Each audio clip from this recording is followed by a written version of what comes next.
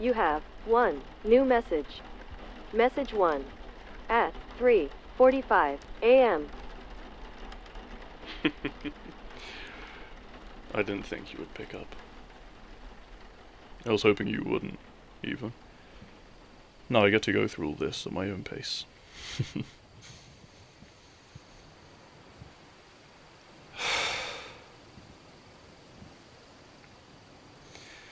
A part of me hopes you won't even listen to this in the first place, but I hate the idea of not having told you more than I hate this. Whatever this is.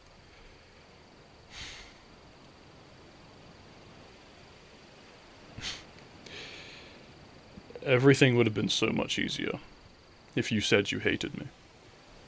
If you screamed at me. If you said you never wanted to see me ever again, even if it was a lie. Then I say, I think you're lying. Then you lie again. It's not complicated. It's not like I believe you the second time, but the tiny part of me that would be enough. You said you wanted to wait. That maybe one day you'll be ready for a relationship again. And that makes me so desperately want to be there when you are, even if it takes years, so that it can be me, even though I know it won't be. It shouldn't be me. But I'm possessive. You know that. You liked that, even. But it's not like it's something I put on when I'm chasing someone who I think would be into that.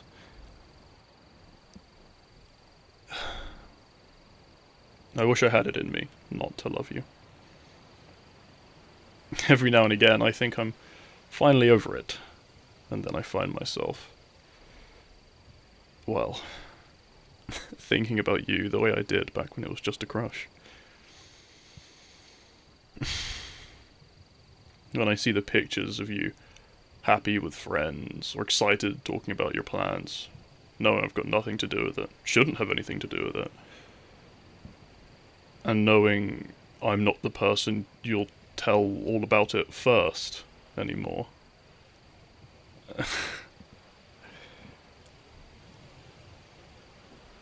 I'm happy you talk to other people. It's not like I do, though. I barely know how to talk to you anymore. It just makes me feel sick. The jealousy, both of your friends for having you, and of your happiness. Then the frustration I feel that way at all. I should be happy for you, and of course I am. Then the frustration that I don't know what to do with all the frustration anymore. I would always process strong feelings like that by sharing them with you.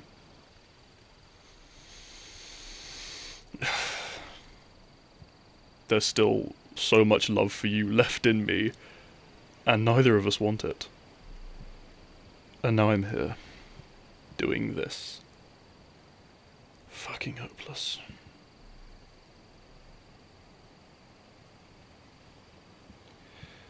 It's a nice night.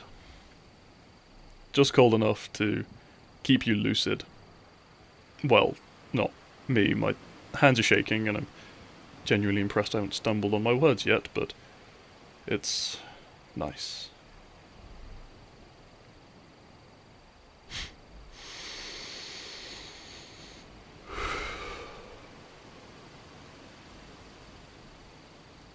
But even this reminds me of you. Getting out of bed and sitting outside trying to cool off. The other day, I was coming home from the pub. Everything had been getting to me a little bit, and I just needed to go outside. I didn't want to come home, but I had nowhere else to go. But once I got to my doorstep, I just stopped. The feeling of being tired from walking all the way home, the sun having long set, rummaging around in my pocket for my keys. It was exactly how I felt every time I came home from yours.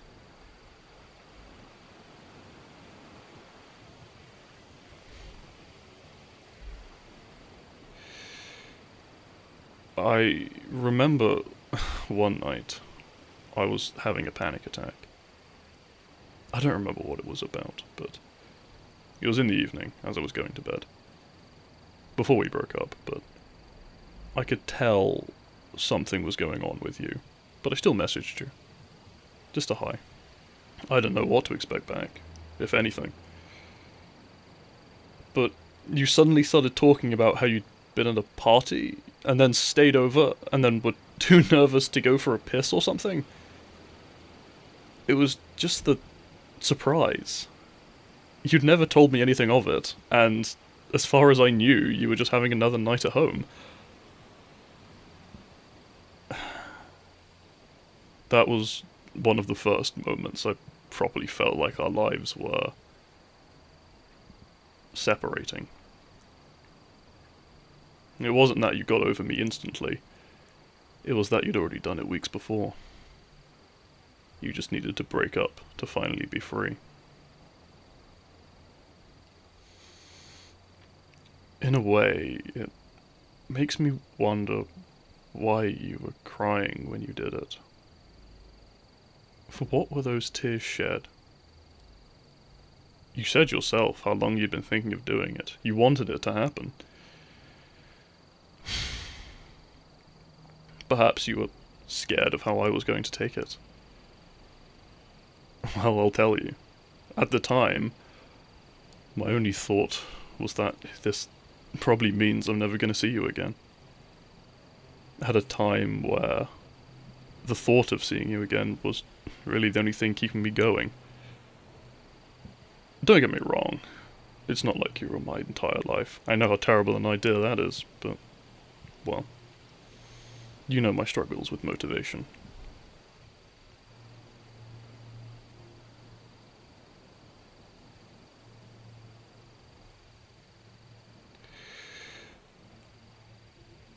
I remember that it bugged you that I was... how do you put it? That I was a higher level of education than you. I don't quite remember why, but I know that it did. What a fucking joke. I always saw it the other way around. From the tender age of 5, do you know how many of the hundreds of people I met in my 15-odd years of education that I still talk to? You do know. 1. I've written longer documents than you, more lines of code than you. Trudged to university and back more, slapped more keyboards, spent longer, staring at a screen in silence. Had more drinks, alone. But you...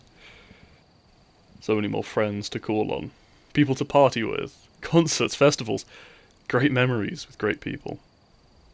You've lived more than me. I felt like you were happier than me. That's the way I saw it.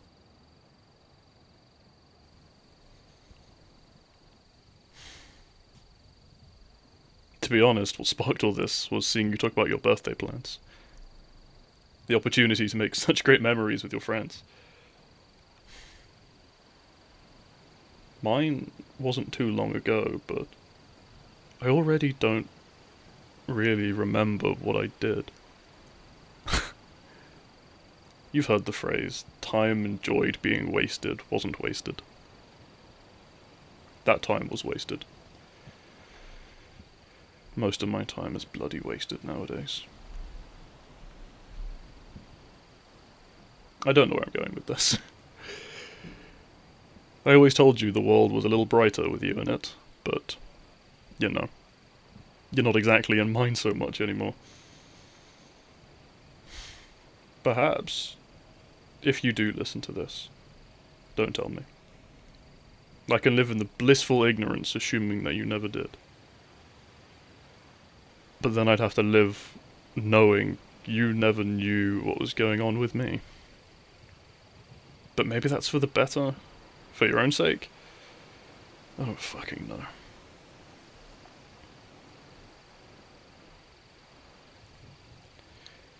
I miss you. Take the fact you can do this to me as proof that you can be loved. You deserve love, no matter what. And you really are quite someone to have been in love with. But it's just not my place to be like this at you anymore. I know that. And we both know it's not your job to help me with any of this.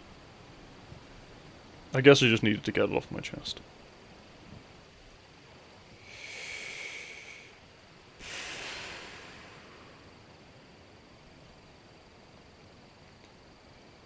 Go live your life as you see fit.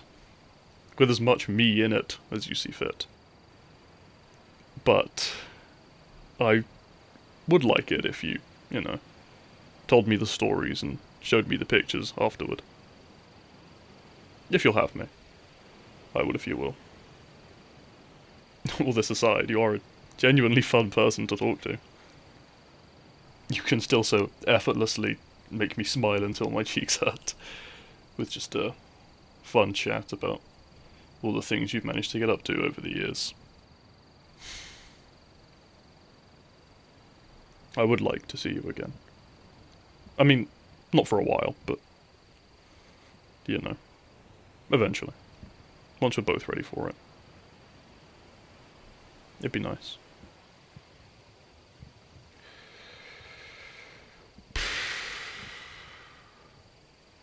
See you then, I guess.